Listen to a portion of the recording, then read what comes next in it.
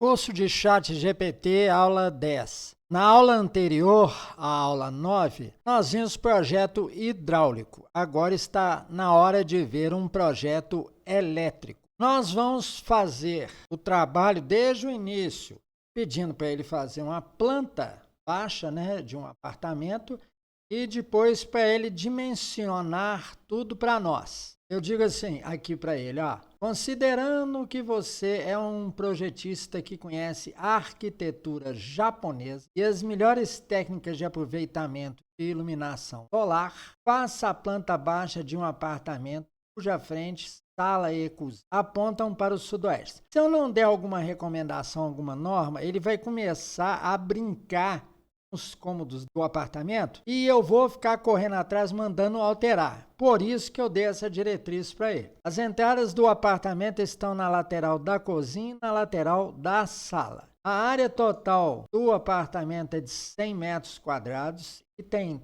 3 quartos de 3 por 3,5. O banheiro deve ter no mínimo 2 por 2,5 de tamanho e o apartamento tem uma sala, estou frisando para ele, claro, e fica ao lado da cozinha. Faça o melhor considerando que você tem 30 anos de experiência no ramo de sua profissão. Então a primeira coisa que ele faz para a gente é colocar aqui, com base na sua descrição, vai elaborar a planta baixa funcional, harmônica e bem iluminada, etc e tal, observando a arquitetura japonesa. E ele repete os parâmetros, é bom para você colocar no memorial descritivo, tá? Área total, frente voltada para sudoeste, incidência solar ou incidência solar à tarde, tá? Ainda deu isso para nós. Entradas laterais, uma na lateral da cozinha e outra na lateral da sala. 3 quartos com 3 e 3,5 total, calculou para a gente.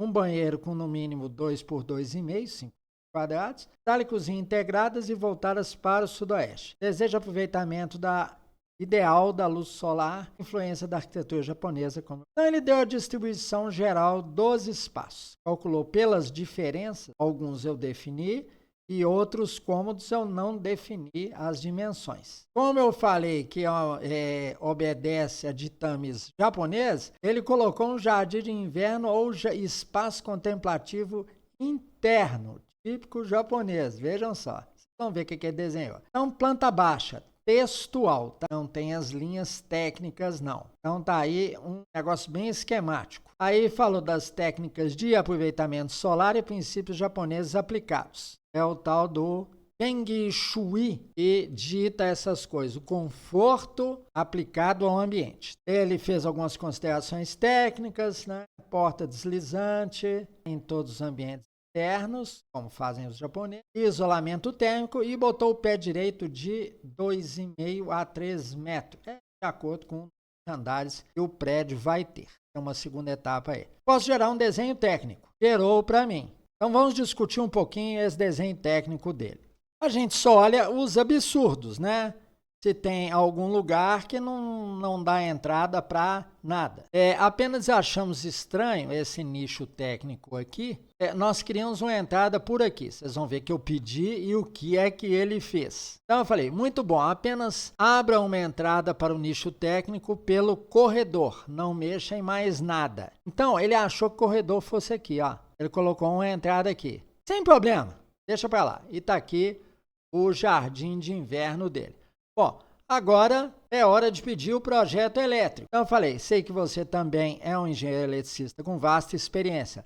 Faça o projeto elétrico desse apartamento de forma que possamos ter ligados ao mesmo tempo os aparelhos. Chuveiro de 6.500, botei no talo mesmo, 2 TVs de 60, prevendo colocar uma TV em algum quarto, máquina de lavar, air fryer, micro-ondas de 1.600, aquele parrudão, ferro elétrico de 600 watts, secador de cabelo de 1.200, que eu acho que é o máximo que eles fazem agora, geladeira e freezer. Coloquei em excesso geladeira e freezer, realmente vou colocar só geladeira, mas para que ele dimensione uma carga maior. Aí eu falei, dimensione a distribuição para 8 disjuntores. E ele aqui embaixo deu todo o plano para mim, vocês vão ver. Então, ele cita a norma. Uma das grandes vantagens do nosso tempo, do ChatGPT ter surgido nessa época, é que a maior parte das coisas técnicas, todos os ramos que vocês conhecem, já estão previstos por normas brasileiras,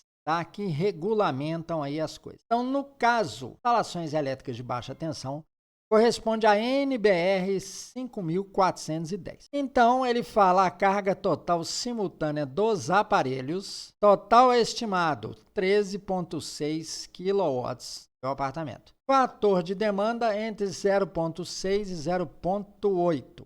Ou seja, ele está prevendo assim, nunca essa pessoa vai ligar todos os aparelhos ao mesmo tempo. Pelo menos espera-se isso. Alimentação e quadro geral. Por causa da potência dos aparelhos, ele sugeriu 220 volts. Então, deu a corrente total estimada, 61 amperes, alta, e o disjuntor que vai ficar na caixa é de 70, porque tem que ser um pouco maior do que a carga, né, a corrente total estimada. Deu o calibre do condutor de entrada, 10 milímetros quadrados, cobre, e falou que precisa ter um interruptor diferencial residual, correto? Proteção contra a fuga de corrente. Bem detalhado, né? Divisão por circuitos e disjuntores, aqui ó, iluminação geral, sempre vai para um disjuntor. Tomadas gerais também. Cozinha, aí ele selecionou certos aparelhos, microondas, airfryer, geladeira e freezer, total 20 amperes. E a lavadora também 20 amperes. O chuveiro elétrico, por causa da potência dele, dá 32 amperes. O ferro elétrico mais secador, colocou também potência. Tomadas específicas de TV, dividiu. E depois uma reserva para ar-condicionado. Quando eu estava fazendo, eu ia colocar ar-condicionado. Só que ao invés de eu dar Shift Enter, eu dei Enter. Aí ele completou. Mas ele, sabendo quais são as tendências do nosso tempo, o país quente que a gente vive, ele colocou uma reserva para o ar-condicionado. Ótimo, então não tem problema, não tem que refazer o modelo. Aí vem as observações técnicas importantes que ele dá. Depois, segurança e normas, tem que colocar no projeto. Ele fala, se quiser, posso gerar o esquema unifilar do projeto. Quando eu comecei a aula, eu estava esperando ele acabar. E eu pedi sim. Vejam, já fez para mim o esquema unifilar. O trabalho de extensão dos fios vai ser escolhido aí pelo eletricista. Então está tudo feito, tudo perfeito, é um exemplo ótimo. Mais um exemplo, mais um case que eu tiro da vida real e não esses casinhos de brincadeira que vocês estão vendo por aí. Então esta foi mais uma aula prática, com coisas úteis, para que vocês utilizem o ChatGPT da melhor forma possível, utilizem o potencial dele. Então, uma coisa que eu quero já começar a introduzir para vocês também é esse negócio das normas brasileiras. Sempre que vocês tiverem um assunto técnico, já façam uma pesquisa no Google. Qual é a norma que trata disso? Porque lá, na descrição da norma, já vem alguns fatores que vocês têm que acrescentar ao seu projeto